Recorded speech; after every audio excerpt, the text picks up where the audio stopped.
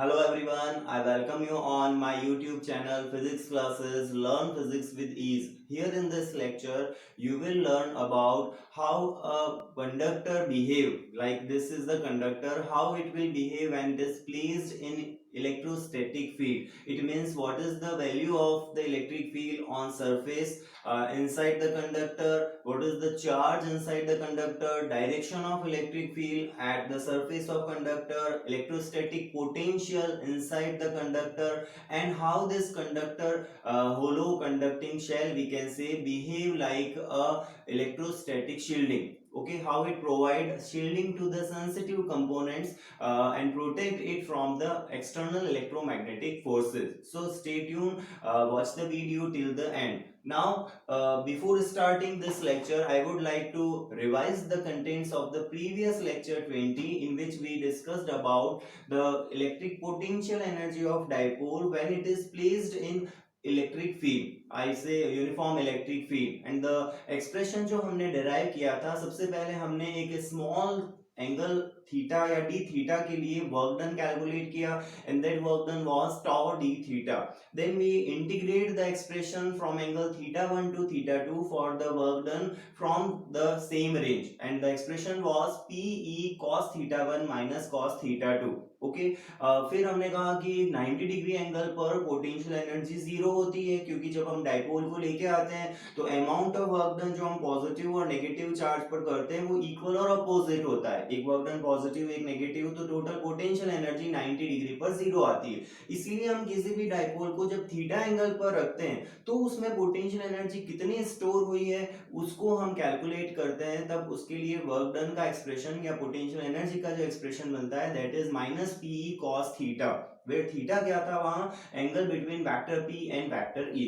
Okay then हमने इसी topic से रिलेटेड एक न्यूमेरिकल डिस्कस किया, अनस्टेबल और स्टेबल इक्विलिब्रियम्स की हमने बात की थी कि स्टेबल जब थीटा जीरो है, पी और ई दोनों पैरेलल है तो उसको स्टेबल इक्विलिब्रियम कहते हैं। ओके और अनस्टेबल इक्विलिब्रियम क्या होगी जब पी और ई एंटी पैरेलल हो, एक इलेक्ट्रिक फील्ड इस डायरेक्शन में है तो पी जो वेक्टर है इलेक्ट्रिक डाइपोल मोमेंट वेक्टर वो अपोजिट डायरेक्शन में हो, तो उसको अनस्टेबल इक्विलिब्रियम कहते हैं। स्टेबल इक्विलिब्रियम में पोटेंशियल एनर्जी नेगेटिव और मिनिमम होती है, और जो अनस्टेबल इक्विलिब्रियम थी वहां पोटेंशियल एनर्जी पॉजिटिव और वैल्यू जो होगी उसकी मैक्सिमम होगी। ओके सो उसके बाद हमने एक स्फेरिकल शेल के कारण पोटेंशियल कैलकुलेट किया था। आउटसाइड पॉइंट पर जो पोटेंशियल मिलता है are distance from centre of shell is k q by small r, जब हम सरफेस पे चले जाते हैं तो हमें पोटेंशियल जो मिलेगा k q by capital R. Capital R क्या है, उस शेल की रेडियस है जिस पर चार्ज यूनिफॉर्मली डिस्ट्रीब्यूटेड है, और जब हम इनसाइड द शेल जाते हैं तो पोटेंशियल की वैल्यू हमें जो मिलती है वो कांस्टेंट मिलती है, जीरो नहीं मिलती। ओके लाइक इलेक्ट्रिक फील्ड, तो वो कांस्टेंट क्यों होती है उसका भी रीजन हमने बताया था कि dv बाय dr अगर जीरो है तो v कांस्टेंट होगा, और उस कांस्टेंट की वैल्यू कितनी होती है जितनी सरफेस पर है। ओके फिर हमने ग्राफ भी प्लॉट किया था v versus small r। So now we starting the lecture 21, जिसमें हमें behaviour of conductor in electric या इलेक्ट्रोस्टैटिक फील्ड डिस्कस करना है। सो सपोज कि इस पर्टिकुलर रीजन में जो हमारे सराउंडिंग या मेरे आसपास इस रीजन है यहाँ कोई इलेक्ट्रिक फील्ड है, okay and suppose it is left to right, इस डायरेक्शन में इलेक्ट्रिक फील्ड ओरिएंटेड है।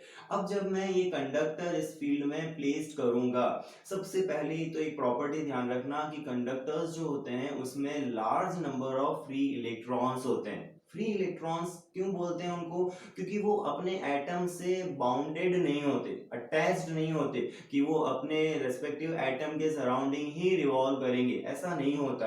हर एटम क्या करता है अपने आउटर मोस्ट ऑर्बिट का जो एक सिंगल इलेक्ट्रॉन है मेटल्स के केस में उसको वो डोनेट कर देता है या उसको रिलीज कर देता है ताकि वो अपना ऑक्टेट कंप्लीट करके स्टेबल हो सके। और उस सिचुएशन में हर एटम एक एक इलेक्ट्रॉन को जब डोनेट कर देगा या अपने से सेपरेट कर देगा तो वो सारे के सारे इलेक्ट्रॉन उस कंडक्टर के अंदर कहीं भी इधर उधर रैंडमली जा सकते हैं। Okay due to the thermal energy, जो टेम्परेचर के कारण उनके पास जो एनर्जी होती है उस थर्मल एनर्जी से उन इलेक्ट्रॉन्स का रैंडम मोशन होता है। तो उस रैंडम मोशन करने वाले पार्टिकल्स को हम फ्री इलेक्ट्रॉन्स कहते हैं। लाइक गैस के जो पार्टिकल्स हैं, मॉलिक्यूल्स हैं, वो जिस तरह से रैंडमली मूव करते हैं, सेम वे में इलेक्ट्रॉन्स जो फ्री इलेक्ट्रॉन्स है कंडक्टर में मूव करते हैं। इसीलिए इन फ्री इलेक्ट्रॉन को इलेक्ट्रॉन गैस भी कहा जाता है कहीं पे। ओके, तो इलेक्ट्रॉन गैस या फ्री इलेक्ट्रॉन्स का कॉन्सेप्ट समझना कि कंडक्टर्स में फ्री इलेक्ट्रॉन्स होते हैं which can move anywhere inside the conductor, but वो उस कंडक्टर की सरफेस से बाहर बाय डिफॉल्ट रूम टेम्परेचर पे नहीं आते। ओके, कैसे हम फ्री इलेक्ट्रॉन्स को मेटल की सरफेस से इमिट कराते हैं, उसके कुछ अलग अलग प्रोसीजर है, फिनोमेना है, जो हम आगे वाले चैप्टर्स में कहीं स्टडी करेंगे। जैसे फोटोइलेक्ट्रिक इफेक्ट की हम बात करेंगे मॉडर्न फिजिक्स के अंदर, तो वहां मैं डिस्कस करूंगा, बट अभी के लिए हम इलेक्ट्रॉन्स कंडक्टर की सरफेस में ही एज्यूम कर रहे हैं। अब क्या होगा, सपोज करो कि मैंने इस कंडक्टर को, ये मेटल का है, इस कंडक्टर को इलेक्ट्रिक फील्ड में प्लेस्ड किया। अब क्या होगा, ये इलेक्ट्रिक फील्ड अगर इस डायरेक्शन में, सपोज मैं इसको अगर बोर्ड पर डायग्राम बना के शो करूं, दिस इज द आर्बिटरी, मैं कोई एक पर्टिकुलर सरफेस कंसीडर कर रहा हूं, it is the arbitrary surface and electric field is oriented in this direction. Okay, this is the direction of electric field.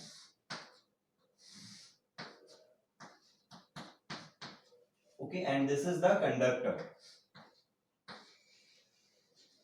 Now what will happen, ये जो electric field इस direction में oriented है, okay, वो electric field हम कह सकते हैं ना कि यहाँ किसी पॉजिटिव चार्ज के होने से प्रोड्यूस हुआ, ओके, मे बी, और या फिर यहाँ नेगेटिव चार्ज की प्रेजेंस से ये प्रोड्यूस हुआ है। क्योंकि देखो, पॉजिटिव चार्ज से अवे फ्रॉम होता है इलेक्ट्रिक फील्ड और नेगेटिव चार्ज के टूवर्ड्स होता है। हो सकता है दोनों ही चार्जेस प्रेजेंट है, हो सकता है आइदर पॉजिटिव और नेगेटिव चार्ज वहां प्रेजेंट है। उस सिचुएशन में क्या होगा, ये अगर कंडक्टर है तो इसमें फ्री इलेक्ट्रॉन्स हैं बहुत सारे, और वो इलेक्ट्रॉन्स इस पॉजिटिव चार्ज के कारण क्या होंगे, अट्रैक्ट होंगे, ओके, और नेगेटिव चार्ज से रिपेल होंगे। तो the electron will shifted in this direction.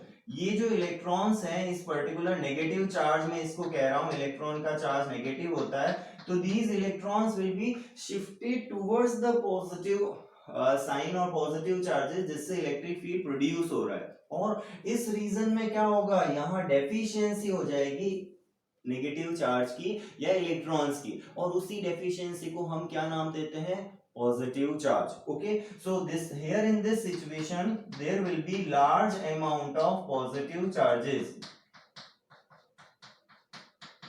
like this. अब जितने यहाँ इलेक्ट्रॉन्स आएंगे उतनी ही डेफिशिएंसी इस रीजन में रहेगी। इसको ऐसे भी समझ सकते हो कि नेगेटिव चार्ज से कारण यहाँ पॉजिटिव चार्ज रहेगा, ओके, बट एक्चुअल में क्या होता है, इलेक्ट्रॉन्स का मूवमेंट होता है, प्रोटॉन्स जो है वो मूव नहीं करते। तो उस सिचुएशन में यहाँ हम ये डेफिशिएंसी ऑफ इलेक्ट्रॉन्स कह सकते हैं। अब क्या हुआ, यहाँ पर इसके इनसाइड में, इस कंडक्टर के इनसाइड एक इलेक्ट्रिक फील्ड प्रोड्यूस हुआ जो पॉजिटिव से नेगेटिव चार्ज की तरफ है, ओके, तो यहाँ इसको मैं ई इन कह सकता हूँ, और ये ई इनसाइड और ई एक्सटर्नल, इसको मैं ई एक्सटर्नल या ई आउट कह सकता हूँ। ओके, ये एक्सटर्नल इलेक्ट्रिक फील्ड है, इसको आउटसाइड या एक्सटर्नल कहो ज्यादा बेटर, ठीक है, क्योंकि ये इसके अंदर भी इलेक्ट्रिक फील्ड जो है ये एक्सटर्नल, वो अंदर भी है कंडक्टर के और कंडक्टर के बाहर भी है, इसीलिए मैं उसको ई एक्सटर्नल कह रहा हूँ, ज्यादा बेटर है। ये ई इन जो इंटरनल इसमें चार्जेस के रीडिस्ट्रीब्यूशन के कारण बना है, it is due to the redistribution of the electrons. So ये जो इलेक्ट्रिक फील्ड होगा, ये electric field external electric field के इक्वल एंड अपोजिट होगा, ओके, तो एक इलेक्ट्रिक फील्ड हमें मिला इस डायरेक्शन में, जिसको मैं ये एक्सटर्नल कह रहा हूं, एक इलेक्ट्रिक फील्ड जो प्रोड्यूस हुआ उस कंडक्टर के इलेक्ट्रॉन्स के इधर उधर मूव होने से, वो हुआ इस डायरेक्शन में। ये दोनों इक्वल और अपोजिट होते हैं, तो एक दूसरे को ये कैंसिल आउट कर देते हैं, okay, they will cancel out each other, we can say. So inside electric field कितना हो जाता है, जीरो हो जाता है, अगर मैं नेट इलेक्ट्रिक फील्ड की बात करूं तो, ओके, तो इसको हम ऐसे समझ सकते हैं कि व्हेन अ कंडक्टर, अब जैसे मैंने इस कंडक्टर की बात की थी, तो जब मैं इस कंडक्टर को इलेक्ट्रिक फील्ड में रखूंगा, इलेक्ट्रिक फील्ड अगर इस डायरेक्शन में है तो यहाँ नेगेटिव चार्जेस आ जाएंगे, ठीक है, और यहाँ डेफिशिएंसी के कारण पॉजिटिव चार्ज होगा, तो इसके अंदर एक इलेक्ट्रिक फील्ड प्रोड्यूस होगा पॉजिटिव टू नेगेटिव, और वो electric field external electric field के इक्वल मैग्नीट्यूड का होगा, अपोजिट डायरेक्शन का होगा, इसीलिए वो क्या करेगा, वो नेट इलेक्ट्रिक फील्ड को जीरो कर देगा। तो अगर हम इसके इनसाइड इलेक्ट्रिक फील्ड की बात करें तो वो जीरो होता है। ओके हमने इसको स्फेरिकल शेल के लिए गॉस थ्योरम से भी फर्स्ट चैप्टर में प्रूव किया था, लेकिन हम यहाँ किसी भी एक गिवन आर्बिटरी शेप के लिए, किसी क्लोज बॉडी के लिए, हम कंडक्टर के लिए इसको यहाँ इस तरह से प्रूव कर सकते हैं। Okay so note down this property. इसमें हमें प्रॉपर्टीज ही डिस्कस करनी है। फर्स्ट प्रॉपर्टी क्या होगी, the electric field inside the conductor, inside the conductor is zero।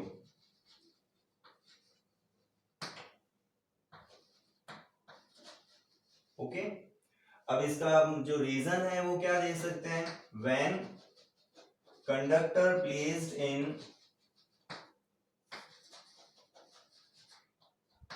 electric field, then electrons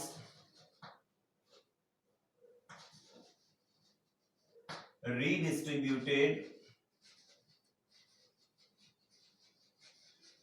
ठीक है कैसे होते हैं redistribute, as shown.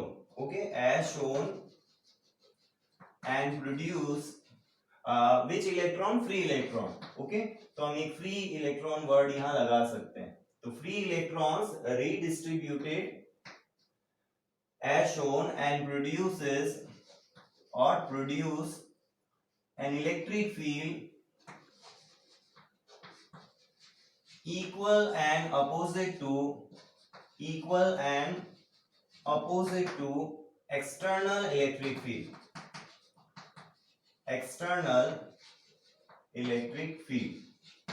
So they cancel out each other,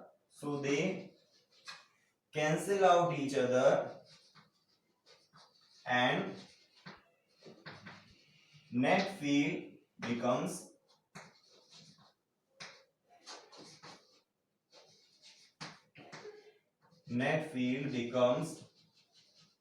zero inside the conductor,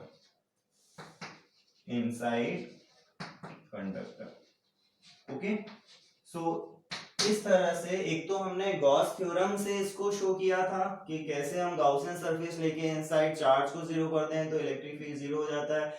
एक हम इस तरह से इलेक्ट्रिक फील्ड में इलेक्ट्रॉन्स के रीडिस्ट्रीब्यूशन से कैसे इलेक्ट्रिक फील्ड जीरो होता है उसको शो कर सकते हैं। ओके अब अगर हमने यहाँ पर ये शो कर दिया कि इलेक्ट्रिक फील्ड जीरो है तो गॉस थ्योरम को यूज लेके रिवर्स वे में हम ये कह सकते हैं कि चार्ज जो होगा कंडक्टर के अंदर वो भी जीरो होगा। ओके तो चार्ज जीरो, वहां तो हमने गॉस थ्योरम में डायरेक्ट कह दिया कि कंडक्टर जो है उसके अंदर चार्ज नहीं होता, जो सरफेस पर आ जाता है जितना भी चार्ज हम उसको सप्लाई करते हैं, प्रोवाइड करते हैं, चाहे वो स्फेरिकल शेल हो चाहे वो सॉलिड कंडक्टिंग स्फीयर हो। ओके अगर इंसुलेटिंग स्फीयर है, ध्यान रखना इंसुलेटिंग स्फीयर है तो हमारे ऊपर डिपेंड करता है कि हम चार्ज उसको किस पर्टिकुलर रीजन में प्रोवाइड कर रहे हैं। ओके अगर यही सपोज करो कि ये कोई बॉडी है, ये इंसुलेटर है, ठीक है कंडक्टर नहीं है सपोज करना, तो इंसुलेटर है, अगर मैं चार्ज यहाँ उसको प्रोवाइड करूंगा तो वहीं पर रहेगा, वो चार्ज यूनिफॉर्मली डिस्ट्रीब्यूट नहीं होगा। बट अगर कंडक्टर है तो क्या होगा, चार्ज यूनिफॉर्मली डिस्ट्रीब्यूट हो जाएगा पूरी रीजन के अंदर, पूरी सरफेस के अंदर। तो कंडक्टर और इंसुलेटर में ये डिफरेंस होता है कि वहां चार्ज का डिस्ट्रीब्यूशन किस तरह से होगा। ओके सो हियर अब सेकेंड प्रॉपर्टी हम यहाँ क्या कहेंगे, अगर इलेक्ट्रिक फील्ड जीरो है तो इलेक्ट्रिक चार्ज भी जीरो है using the Gauss theorem. Okay तो सेकेंड प्रॉपर्टी में लिख लो इसमें, the electric charge inside the conductor is zero। Okay तो जो चार्ज इलेक्ट्रिक फील्ड के कारण जो चार्ज प्रोड्यूस हुआ वो सरफेस पे हुआ और उसने एक दूसरे को कैंसिल आउट कर दिया। Okay so electric charge inside the conductor is zero. Okay इसको कैसे प्रूव कर सकते हैं, वी नो इलेक्ट्रिक फील्ड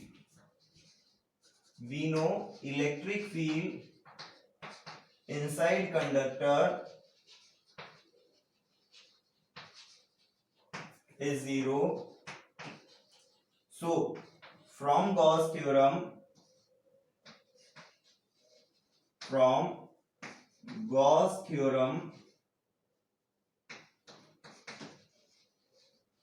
जो इलेक्ट्रोस्टैटिक्स की हमने गॉस थ्योरम स्टडी की थी, फ्रॉम गॉस थ्योरम फ्लक्स जो होता है वो कितना होता है, phi E equals to E dot d S, ठीक है, और इसको हम sigma q in upon epsilon naught कहते हैं। ओके, अब कैसे भी सरफेस हो, इलेक्ट्रिक फील्ड और इसका अगर प्रोडक्ट कर रहे हैं हम ई डॉट डी एस, और हम कहें कि ई डॉट डी एस ही जीरो, ई जीरो है, तो ई अगर जीरो है तो ई डॉट डी एस भी जीरो होगा, ठीक है, चाहे इसकी ई और डी एस की वैल्यू कुछ भी हो, इनमें एंगल कुछ भी हो। Okay, E D S cos theta अगर आप इसको लिखते हो तो ई जीरो होने से फ्लक्स ही जीरो हो जाता है, तो फ्लक्स की वैल्यू क्या होती है, जीरो होती है, और फ्लक्स अगर जीरो है तो सिग्मा क्यू इन क्या आएगा यहाँ पर, ये भी जीरो आ जाएगा। ओके, तो इनसाइड द कंडक्टर जिसको हमने इलेक्ट्रिक फील्ड में प्लेस्ड किया है उसमें चार्ज की वैल्यू भी जीरो होती है, रिमेंबर। ओके, चार्ज एक्चुअल में इसको ऐसे भी समझ सकते हो कि जितना नेगेटिव चार्ज यहाँ है उतना ही पॉजिटिव है, तो नेट चार्ज जीरो हो गया, और एक्चुअल में चार्ज तो आया ही नहीं ना, चार्ज तो उस कंडक्टर के अंदर ऑलरेडी था, और पहले भी जीरो था नेट चार्ज जब हम इलेक्ट्रिक फील्ड नहीं लगा रहे थे एक्सटर्नल, और बाद में भी जीरो है, केवल हुआ क्या, इलेक्ट्रॉन का रीडिस्ट्रीब्यूशन हुआ है, इलेक्ट्रॉन वहां से कम या ज्यादा नहीं हुआ है। Okay, so note down these 2 points.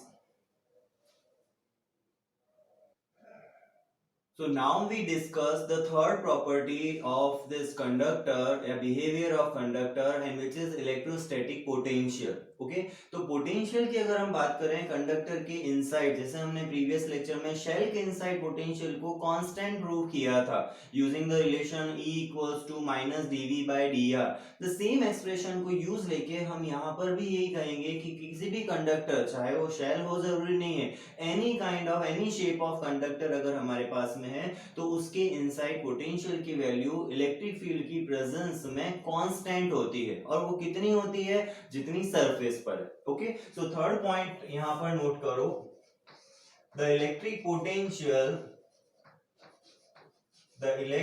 Potential on surface and inside the conductor.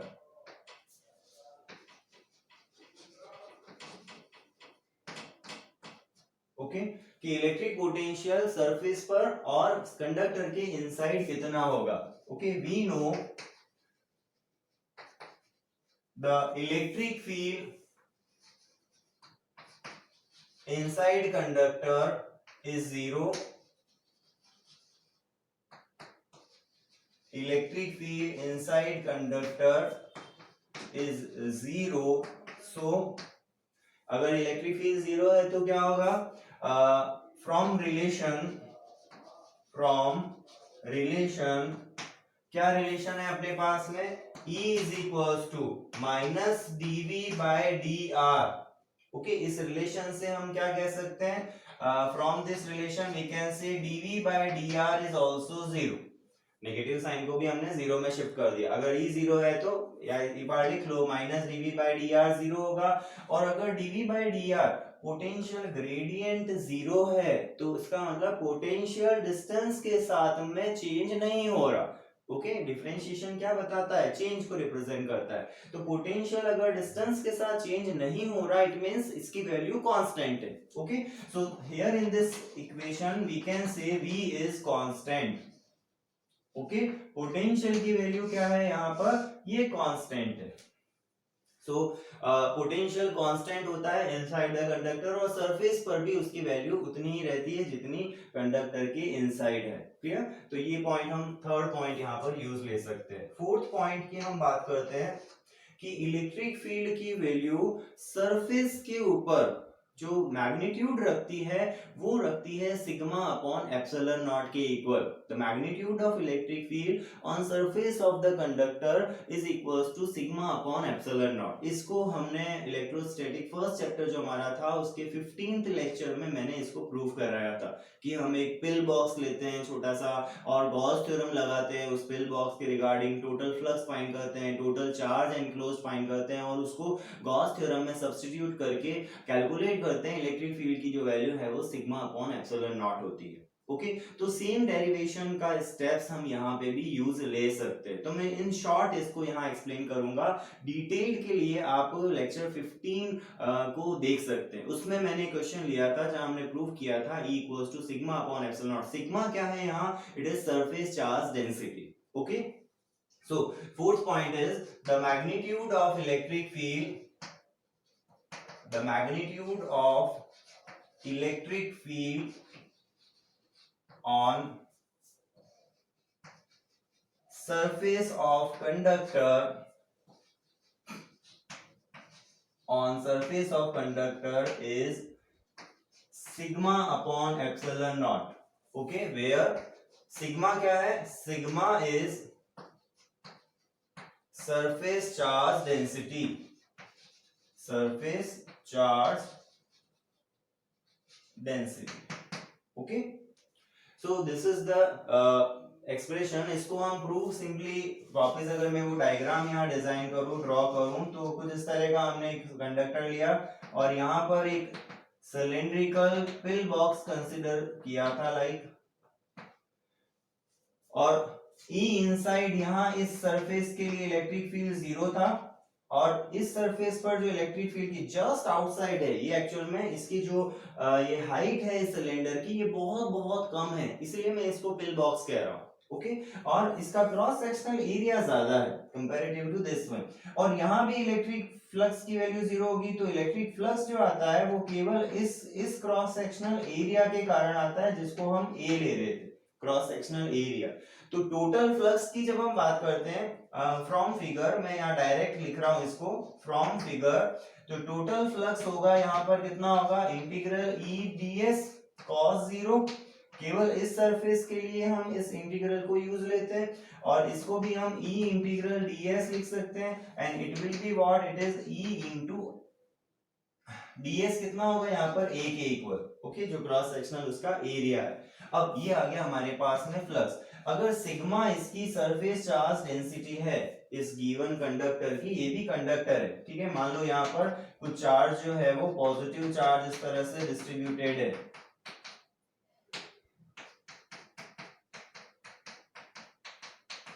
Okay तो उस सिचुएशन में क्या होगा, ई ए अगर हमने इस फ्लक्स को लिखा, सिग्मा क्यू इन अगर हम बात करें, सिग्मा क्यू इन, अब देखो अगर इलेक्ट्रिक फील्ड लगाया हुआ है एक्सटर्नल, तो इस साइड का चार्ज नेगेटिव होगा, नो डाउट, ठीक है। हम एक यूनिफॉर्मली चार्ज्ड शेल की बात नहीं करके हम एक इलेक्ट्रिक फील्ड में जो कंडक्टर है उसकी बात कर रहे हैं। ओके तो यहाँ इस रीजन में इलेक्ट्रिक फील्ड का जो मैग्नीट्यूड होगा वो कितना होगा, वो सरफेस चार्ज डेंसिटी पर डिपेंड करेगा।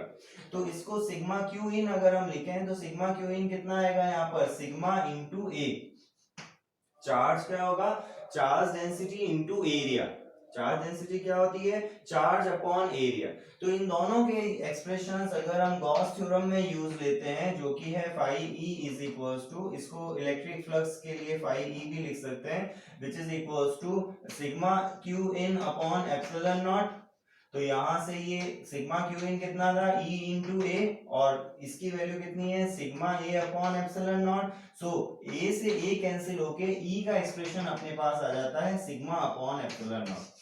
तो मैग्नीट्यूड जो है इलेक्ट्रिक फील्ड का, उस किसी भी सरफेस के पॉइंट पर या जस्ट आउटसाइड द सरफेस भी कह सकते हो, that is having the value sigma upon epsilon not. Okay but यहाँ जो इलेक्ट्रिक फील्ड होगा वो परपेंडिकुलर आउटवर्ड होगा, यहाँ जो इलेक्ट्रिक फील्ड होगा वो परपेंडिकुलर इनवर्ड होगा, क्योंकि नेगेटिव चार्ज है। ओके और अगर हम एक ऐसा कंडक्टर कंसीडर करें आर्बिट्ररी शेप का, जिस पर एक जैसा चार्ज हमने डिस्ट्रीब्यूट किया है, यूनिफॉर्मली डिस्ट्रीब्यूट किया है, तो उस सिचुएशन में भी इलेक्ट्रिक फील्ड का जो मैग्नीट्यूड आता है वो इसी के इक्वल आता है। Okay so note down this one.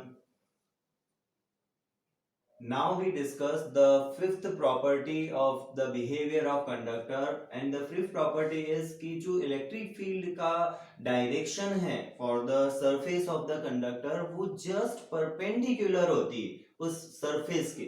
जैसे अगर मैं वही एग्जांपल लूं, तो यहाँ अगर ये surface है, इसको अगर इस मैटर कंडक्टर को इलेक्ट्रिक फील्ड में मैंने प्लेस्ड किया, तो क्या होगा, इलेक्ट्रिक फील्ड इसके हर पॉइंट पर परपेंडिकुलर डायरेक्शन में रहेगा। ओके अगर यहाँ पॉजिटिव चार्ज है तो परपेंडिकुलर आउटवर्ड हो जाएगा, यहाँ नेगेटिव चार्ज है तो परपेंडिकुलर इनवर्ड हो जाएगा। ओके, बट ये रहता परपेंडिकुलर है हमेशा। इसको भी हम किस तरह से इसका रीजन दे सकते हैं कि अगर सपोज करो कि ये परपेंडिकुलर इलेक्ट्रिक फील्ड नहीं होता, क्या होता है, इलेक्ट्रिक फील्ड की डायरेक्शन इस तरह होती, क्लियर, किसी पर्टिकुलर एंगल थीटा पर, तो सिचुएशन में इस इलेक्ट्रिक फील्ड के दो कंपोनेंट्स हमें मिलते, एक पैरेलल टू दिस सरफेस, एक परपेंडिकुलर टू दिस सरफेस। अब ये पैरेलल टू द सरफेस जो कंपोनेंट है, ये इलेक्ट्रिक फील्ड का कंपोनेंट क्या प्रोड्यूस करता है, इलेक्ट्रॉन्स पे मोशन को प्रोड्यूस करता, कि electron move due to this electric field, क्योंकि जब भी हम इलेक्ट्रिक फील्ड में इलेक्ट्रॉन्स को प्लेस करते हैं तो क्या होता है, इलेक्ट्रॉन्स मोशन शुरू कर देते हैं उस एक पर्टिकुलर डायरेक्शन में,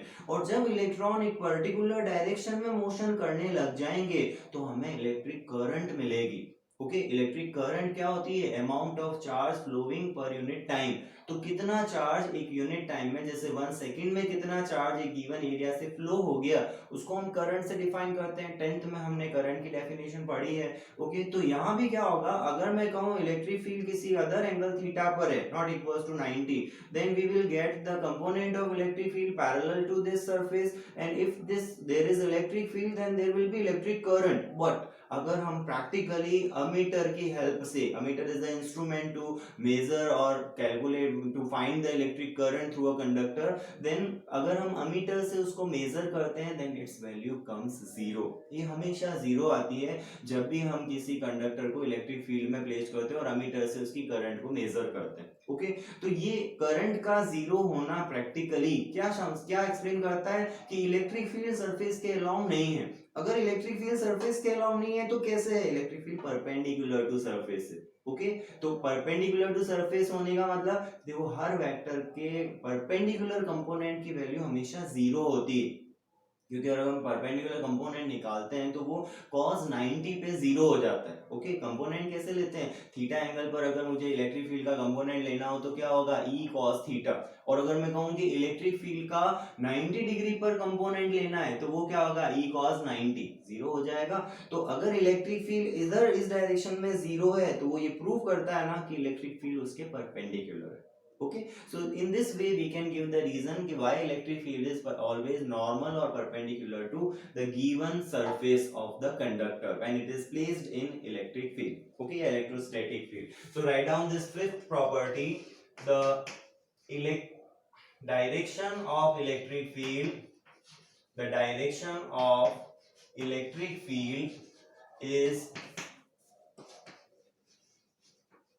normal to the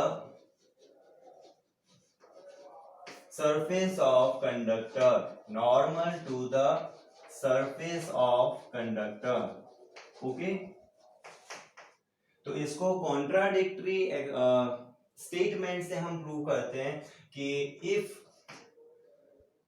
इसको एरो लगाया मैंने, if the vector E is not perpendicular, okay, और normal we can say, not perpendicular, then we get its component along the surface of conductor,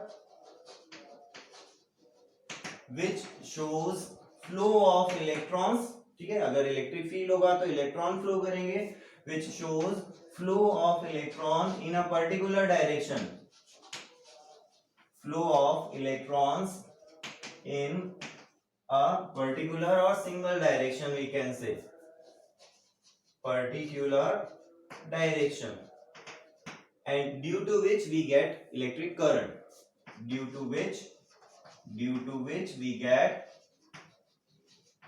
electric current। But ऐसा होता नहीं है, practically हमें कोई करंट ऑब्जर्व नहीं होती, तो ये इसको कॉन्ट्राडिक्टरी स्टेटमेंट से प्रूव करना हो गया। बट प्रैक्टिकली वी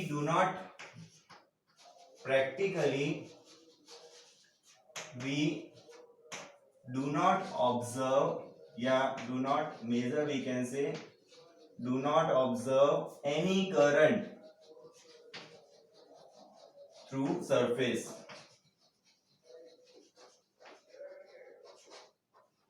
तो इसका रीजन, इसका मीनिंग क्या हुआ कि hence the electric field is normal. Okay, तो इस तरह से हम इसको प्रूव कर सकते हैं, hence E is normal to surface.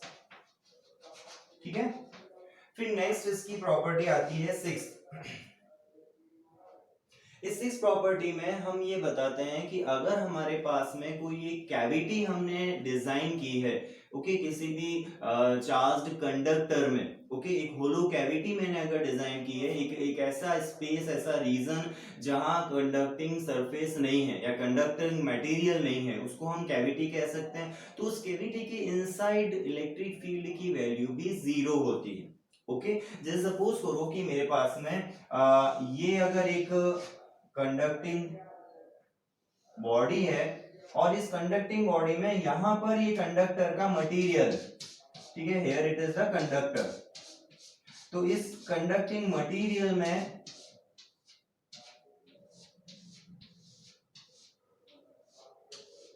के अंदर हमने क्या किया, एक कैविटी को डिजाइन किया है।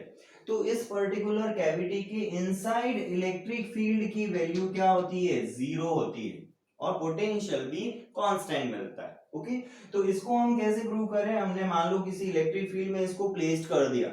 ओके, इसी प्रॉपर्टी को हम आगे चल के इलेक्ट्रोस्टैटिक शील्डिंग करेंगे। ओके, शील्ड करना, किसी भी प्रोटेक्ट कर देना किसी सेंसिटिव कंपोनेंट को from the external electric field, उसको इलेक्ट्रोस्टैटिक शील्डिंग कहते हैं। ओके, उसके मैं कुछ एग्जांपल्स भी दूंगा। तो अभी अगर सपोज करें हम कि हमने क्या किया, हमने कहा कि जितना भी हम चार्ज इसको दे रहे हैं या जितना चार्ज इस पे इंड्यूस्ड हो रहा है वो क्या होगा, इसकी सरफेस पर होगा।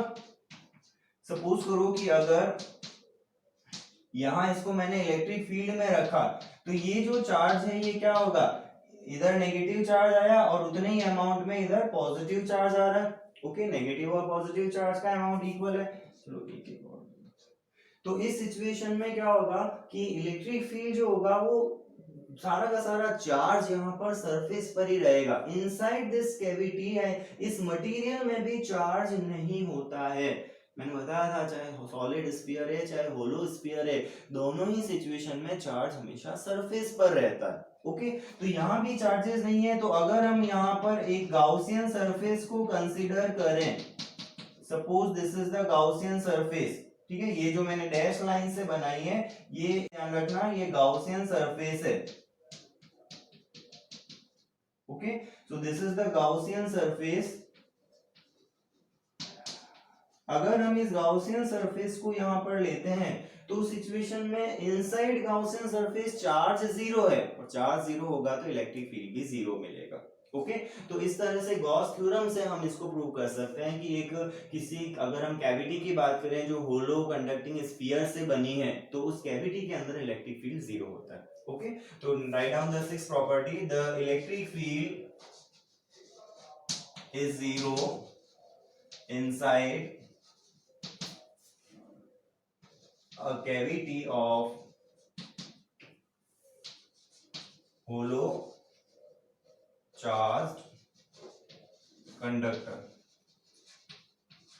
ओके, होलो चार्ज कंडक्टर के इनसाइड जो कैविटी है उसमें इलेक्ट्रिक फील्ड जीरो रहता है। ओके, एज शोन कंसीडरिंग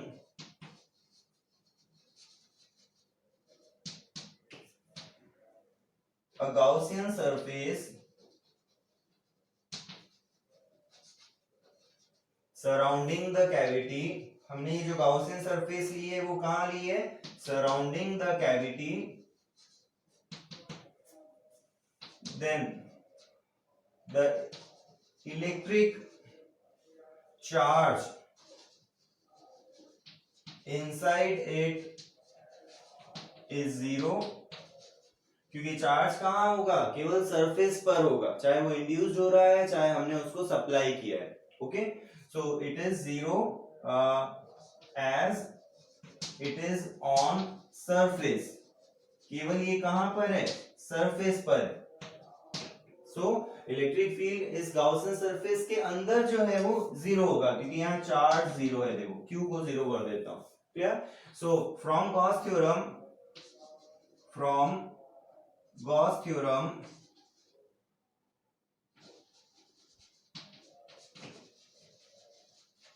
अगर हम कहें कि चार्ज जीरो है तो फ्लक्स की वैल्यू भी क्या आएगी, इंटीग्रल ई डॉट डी एस, ये भी क्या होगा, sigma q in upon epsilon not. अगर मैं इसको लिखूं तो ये जीरो होगा क्योंकि सिग्मा क्यू इन जीरो है। तो अगर ये जीरो है अपने पास में तो उस सिचुएशन में इलेक्ट्रिक फील्ड, अब देखो सरफेस एरिया तो जीरो हो नहीं सकता। अगर दो चीजों का प्रोडक्ट, अब डॉट प्रोडक्ट है एंगल, अगर मैं लिख दूं तो A D S cos theta लिख सकता हूं, बट अगर मैं कहूं कि थीटा भी 90 नहीं है और ई और डी एस का प्रोडक्ट अगर जीरो है तो डी एस तो जीरो हो नहीं सकता, तो हम क्या कहेंगे, ई यहाँ जीरो है। ओके अगर दो चीजों का प्रोडक्ट जीरो मिलता है तो हम कह सकते हैं कि दोनों में से एक अगर नॉन जीरो है तो दूसरा डेफिनेटली जीरो है। Okay, so that's why here we can say hence E will be equals to 0 inside cavity. Okay, so note down this one. Here we discuss the electrostatic shielding along with some examples. सबसे पहले what is the electrostatic shielding? एक ऐसा reason create करना, produce करना जो कि जिसमें electric field हमेशा जीरो रहे।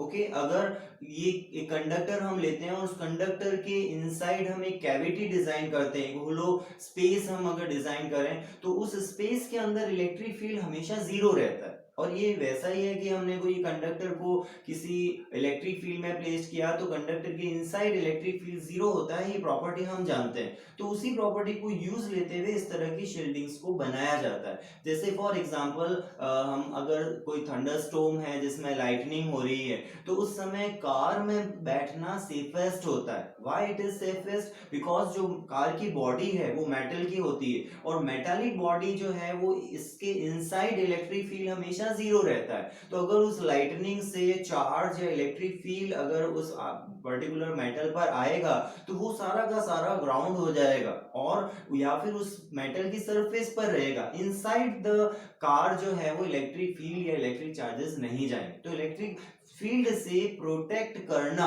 किसी भी पर्टिकुलर कंपोनेंट को या किसी भी थिंग को, उसको इलेक्ट्रोस्टैटिक शील्डिंग कहते हैं। ऐसे ही हम एग्जांपल दे सकते हैं कि जो सेंसिटिव कंपोनेंट्स होते हैं, जो हम मोबाइल या अलग अलग डिवाइसेस हैं, जैसे कोई वॉशिंग मशीन है या रेफ्रिजरेटर है, इनमें कई डिवाइसेस ऐसी होती हैं जो इलेक्ट्रॉनिक्स में यूज आती हैं, वो एक्सटर्नल इलेक्ट्रिक फील्ड से बहुत ज्यादा सेंसिटिव होती है, यानी उनकी वैल्यू या उनके जो एक्सप्रेशंस है वो बदल जाते हैं, उन कंपोनेंट्स की वैल्यूज चेंज हो जाती है, तो वो उस पर्टिकुलर डिवाइस को वर्क करने में उसी प्रॉपर वे में वर्क नहीं कर पाती कुल मिला के। तो उस सिचुएशन में क्या होता है, अगर हम उसको प्रोटेक्ट कर देते हैं, शील्ड कर देते हैं कि वो एक कैविटी डिजाइन करके उस कैविटी में उस कंपोनेंट को अगर हमने प्लेस कर दिया तो उस सिचुएशन में क्या होगा, बाहर कितना भी इलेक्ट्रिक फील्ड क्यों ना प्रोड्यूस हो, अंदर इलेक्ट्रिक फील्ड जो रहेगा वो जीरो रहेगा। ओके तो हम इस तरह से सेंसिटिव कंपोनेंट्स जो होते हैं इलेक्ट्रोस्टैटिक के अंदर, उन सेंसिटिव कंपोनेंट को कैविटीज में इस तरह से प्लेस्ड कर देते हैं। जैसे मैंने एग्जांपल दिया था कि ये अगर सपोज करो मेरे पास में कंडक्टर है,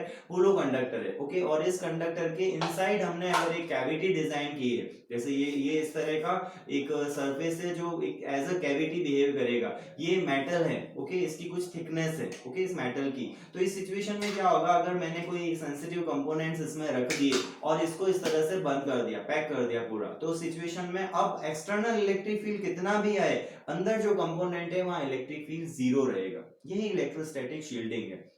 सेम वे में जो हम डीटीएच के लिए या डिश कनेक्शन के लिए जो वायर यूज लेते हैं, ये जो कोएक्सियल वायर होता है, इस कोएक्सियल वायर में भी अगर आप इसको देखोगे तो यहाँ ये कंडक्टर है, ओके, ये कंडक्टर्स हैं, यहाँ पर इवन आपको एक मेटल की एक लेयर भी दिखेगी। तो ये कंडक्टिंग वायर जो ग्राउंड से कनेक्टेड होता है और ये मेटल का जो पोर्शन है यहाँ पर, ये क्या करता है, इलेक्ट्रोस्टैटिक शील्डिंग का काम करता है। क्योंकि सराउंडिंग में भी मान लो कोई भी इलेक्ट्रोमैग्नेटिक वेव है, जैसे लाइट भी एक इलेक्ट्रोमैग्नेटिक वेव है जिसमें इलेक्ट्रिक फील्ड होता है, या कोई भी अदर वेव्स हो सकती हैं, उन इलेक्ट्रिक वेव्स या इलेक्ट्रोस्टैटिक फील्ड हो सकता है। तो उस इलेक्ट्रोस्टैटिक फील्ड से क्या करता है, ये जो कोर पे जो वायर है, जो सेंट्रल वायर है इसका, जो मेटल का बना हुआ है, इस कोर वायर से मेन सिग्नल पास हो रहा होता है। ओके, जो मेन सिग्नल है वो कोर के थ्रू चलता है, तो इस कोर को प्रोटेक्ट करता है ये एक्सटर्नल इलेक्ट्रिक फील्ड से, ये वाली मेटालिक लेयर, और ये जो वायर है यहाँ पर नेट लाइक स्ट्रक्चर में इसको कह सकता हूँ, ये इलेक्ट्रोस्टैटिक शील्डिंग प्रोवाइड करने के लिए यूज लिए जाते हैं। तो जो भी एक्सटर्नल इलेक्ट्रिक फील्ड सपोज अगर अटैक करेगा इस सेंट्रल वायर पर, तो ये दोनों क्या करेंगे, एक तो ये मेटल की लेयर और दूसरा ये वायर उसको ग्राउंड कर देगा जो भी इलेक्ट्रिक फील्ड होगा, और जो सेंट्रल कोर वायर है उसको प्रोटेक्ट करेगा from the external electric field, जिससे कि जो साउंड और पिक्चर की क्वालिटी है वो बहुत ही अच्छी आएगी। इसीलिए इस तरह की कोएक्सियल वायर्स को डिजाइन किया जाता है जिसमें हम इस तरह की इलेक्ट्रोस्टैटिक शील्डिंग यूज लेते हैं। ओके, सो अगर मैं इस डायग्राम को एक्सप्लेन करूं तो सपोज मैंने क्या किया है, यहाँ पर एक कैविटी डिजाइन की है, ये कंडक्टर है, इसके अंदर जहां मैंने इस तरह की शेप ली है, और इनसाइड दिस कंडक्टर एक कैविटी डिजाइन की है, और ऐसा रीजन हम कह सकते हैं, making a region which is free from electric field is called the electrostatic cavity या इलेक्ट्रोस्टैटिक शील्डिंग। तो यहाँ ई की वैल्यू 0 आती है। प्रूफ हमने कंडक्टर के बिहेवियर में अभी डिस्कस किया था कि कैसे हम इसको प्रूव कर सकते हैं यूजिंग द गॉस थ्योरम। तो इस तरह की कैविटी डिजाइन करना that is called the electrostatic shielding, और ये तीनों एग्जांपल्स भी हम यहाँ पर एक्सप्लेन करेंगे। Okay, so note down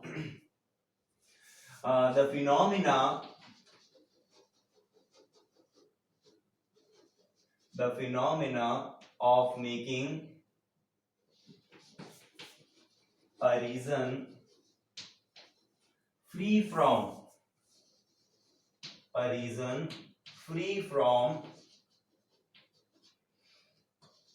electric field is called electrostatic shielding. Okay, electrostatic को शॉर्ट में मैं ईएस लिख रहा हूँ। एक ऐसा रीजन बनाना जो कि फ्री रहे इलेक्ट्रिक फील्ड से, external electric field we can say, it is called electrostatic shielding. Okay, we know the electric field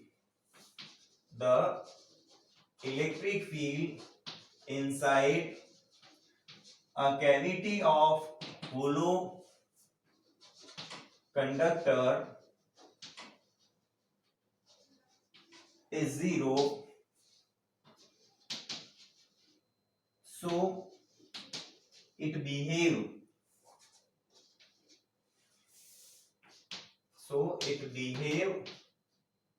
yeah, it provides, we can say it provides electrostatic shielding. Okay, अब ये कहाँ use आती है, क्या example है, अब क्यों इलेक्ट्रिक फील्ड 0 होता है, इसके लिए आप वो डिस्कशन देख सकते हो कि कैसे इलेक्ट्रिक फील्ड की वैल्यू को हम 0 प्रूव करते हैं यूजिंग द गॉस थ्योरम, जिसमें हमने गॉसियन सरफेस कंसीडर की थी, electric charge inside the surface को 0 कहा था, और चार्ज 0 है अगर गॉसियन सरफेस से एसोसिएटेड, तो सिचुएशन में इलेक्ट्रिक फील्ड भी 0 आता है। क्लियर? सो नाउ अगर मैं इसके एग्जांपल्स दूं, ओके, तो फर्स्ट एग्जांपल हम लिख सकते हैं, it is safest to sit inside a car during lightning in thunderstorm.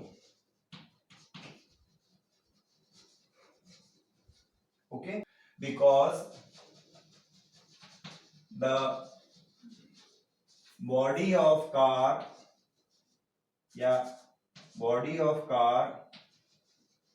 made up of metal, made by metal,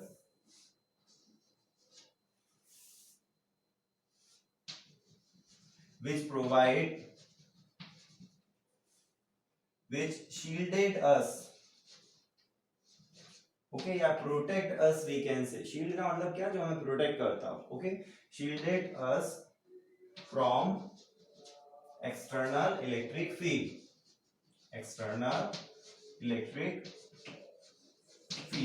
okay. Similarly second example हम दे सकते हैं, जो सेंसिटिव कंपोनेंट्स होते हैं इलेक्ट्रिक पॉइंट ऑफ व्यू से, तो उनको भी हम इस तरह की कैविटी में प्लेस्ड कर देते हैं। Okay, the sensitive components the sensitive components of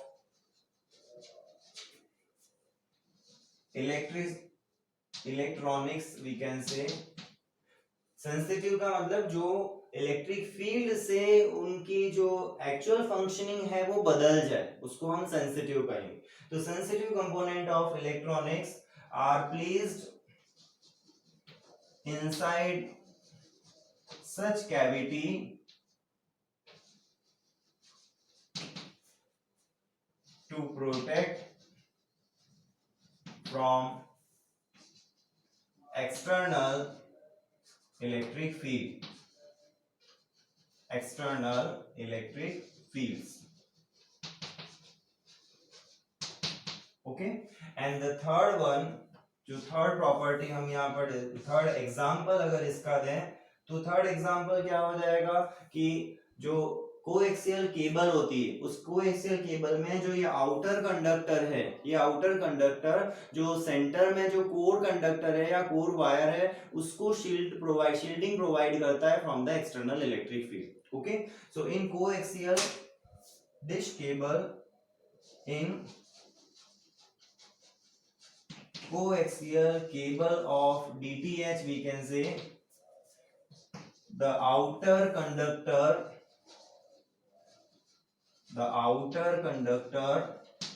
provides shielding to the main signal. जो मेन सिग्नल है वो कहाँ फ्लो हो रहा है? Main signal in inside conductor, जो inside conducting wire we can say, inside conducting wire in of core we can say. Okay, इसको core wire भी बोलते हैं. जो सेंट्रल वायर है जो मेटल का है, जो एक्चुअल में सिग्नल को जहां से फ्लो होगा वो कोर वायर कहलाता है. तो इस कोर वायर को ये सिग्नल को प्रोटेक्ट करता है from the external electric field. Okay, so in coaxial cable of DTH, the outer conductor provides shielding to the main signal. Okay, in the inside conducting wire of the core. Okay, कहाँ से shielding किससे provide करता है? External electric field से, है ना? Provide shielding to this one from external electric field we can say, from external electric field.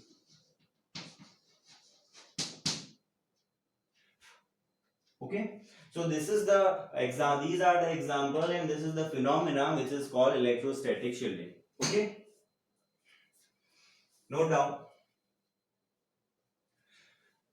Now I am going to sum up the lecture जो हमने आज डिस्कस किया. तो हमने एक कंडक्टर कैसे बिहेव करता है जब हम उसको इलेक्ट्रिक फील्ड में प्लेस करते हैं, उसकी हमने वेरियस प्रॉपर्टीज को समझा. सबसे पहले हमने कहा electric field inside the conductor zero होगा इलेक्ट्रॉन के रीडिस्ट्रीब्यूशन के कारण. अगर इलेक्ट्रिक फील्ड जीरो है तो इलेक्ट्रिक चार्ज जीरो होगा. यूजिंग द गॉस थ्योरम हमने उसको प्रूव किया. और अगर इलेक्ट्रिक चार्ज जीरो है तो इलेक्ट्रिक पोटेंशियल या इलेक्ट्रिक फील्ड अगर जीरो है तो इलेक्ट्रिक पोटेंशियल कांस्टेंट होगा. ओके, ये तीन प्रॉपर्टीज की.